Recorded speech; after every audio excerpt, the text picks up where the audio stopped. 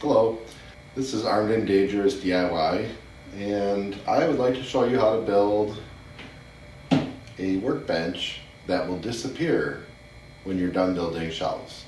We're going to do a short series on garage shelving, and the first step is to have a workbench. The reason I wouldn't use a folding table like most people would think is A, you can cut into them and damage them, but more importantly, the tops are slippery and things fly off them. If you have a wood top like this, the wood on wood tends to stay put pretty well. I'm going to show you how to build this simple bench, which might look ridiculously whatever, but it is the perfect bench for building shelving. And the last step of this bench is to cut the top in half and use it as decking on your shelving. So the bench will literally disappear and all you'll be left with is sawhorses. So let me show you how you do it. First thing we do is we just get our sawhorses out. These are not expensive sawhorses, and actually they're pretty cheap. I actually bought these in a bind a couple years back because I needed a fourth set of sawhorses for a project. My favorite ones up until that point were this style. These were extremely strong, worked great till I discovered these ones, which like I said are dirt cheap. Why? Because it has this little notch, the exact width of a 2x3 or 2x4. Before that, when I used to build tables, I would just screw through the wood straight into the top of the sawhorse. I have this style too, which has the aluminum folding legs, but I found in general these to be really heavy and they are pretty much a total waste of space. They're useless unless you add a 2x4 topper to them, or probably at least a piece of plywood. And I had to reinforce the toes down here because they kept bending. I keep them around for projects where I need lots of sawhorses, but I don't use them much. Another type I have for extremely heavy projects are these. I believe these are rated for 500 or 1,000 pounds. Again, these are all steel. Like that was just thin sheet metal. This is steel, like a heavy gauge. Has very beefy legs that fold out. Again, attached a 2x4 to the top. These are really heavy. They probably weigh 5 pounds a piece.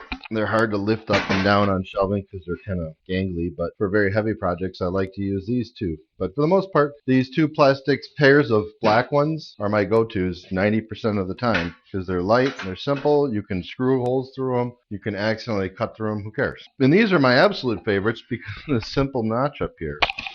All I do is just take a couple of 2x3s and just put them right in the notches. And what we're trying to do is we don't want the sawhorses right at the end. We want them a little bit more in the middle. And the reason for that is we're trying to create a workbench, which means you want to be able to walk all the way around it without bumping your legs. And we want to be able to clamp all the way around it if we need to. So keeping everything tucked in a little bit works well. Now these sawhorses, that's 21 inches. So what I'll do next is I'll take a full 4-foot wide by 8-foot long sheet of 1/2 inch plywood that I'm going to use for the decking. It actually goes like this surface right here. And I will cut 16 inches off.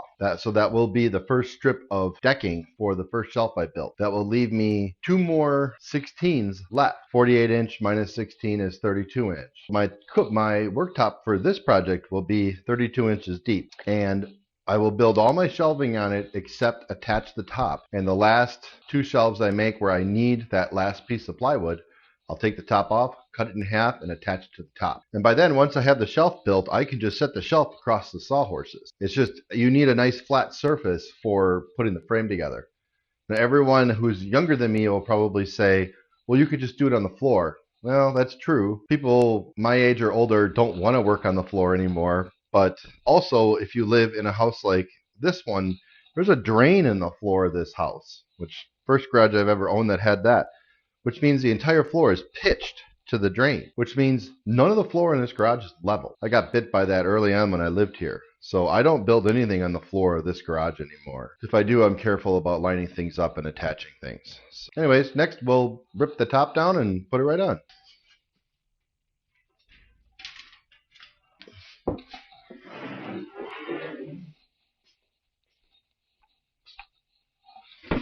So what we want here is the ends of the plywood and wood to all be roughly lined up together. Okay, close enough. Now I know that for this table I'm building all my shelving today is going to be 16 inches. If I take 16 and I'll just go a couple extra inches, and that's where I'm gonna put my back bar. So the reason I need to know that now is that I need to screw this down to the 2x4. I'll just take a couple of 2-inch screws, shoot those here and here. That will hold the middle of this, which tends to bow, will help suck it down a little. And then when we put the 2x3 across the back later on, that should suck it down pretty well. Cool.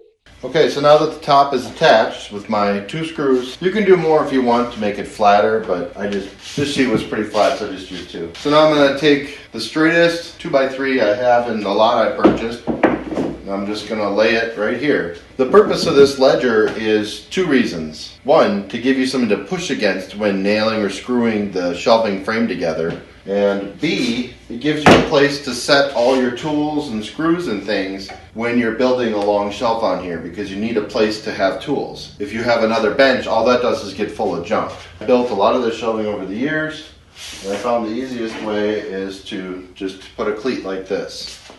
So the way you do this is you just shoot the screw right through the wood and into the 2x3 that is supporting the top. Just line this one up here. And I always put a third one in because this can tend to bow a little bit when you push hard on it. And there you go. When using this bench, I found to make sure that the frame members are all aligned in height. When you're screwing it together, whenever I lay new wood out, I always broom it off and keep your work surface clean and free of things that might lift the framing member's wood. That way when you lay it flat and you push it flat together, it's really flat. There you go. So with this simple workbench, in about 8 hours, I built this 6-footer, I built this 4-footer, this 6-footer, that 4-footer. This, I believe, was a 10-footer, and then the one below it is another 4-footer. Haven't really quite filled them up yet. I'm just happy to be done with the project. I usually worry about finding the best way to use the shelving later on. The important part is just getting it in place. And I had some extra material left, so I kind of threw this shelf in. Just more the merrier. And no, it's not an accident. I left about 6 inches between the end of that shelf and the red cabinet so I could still get my chairs in there. My wife thinks it's a fluke, but she's wrong. So anyways, I hope you enjoyed this video.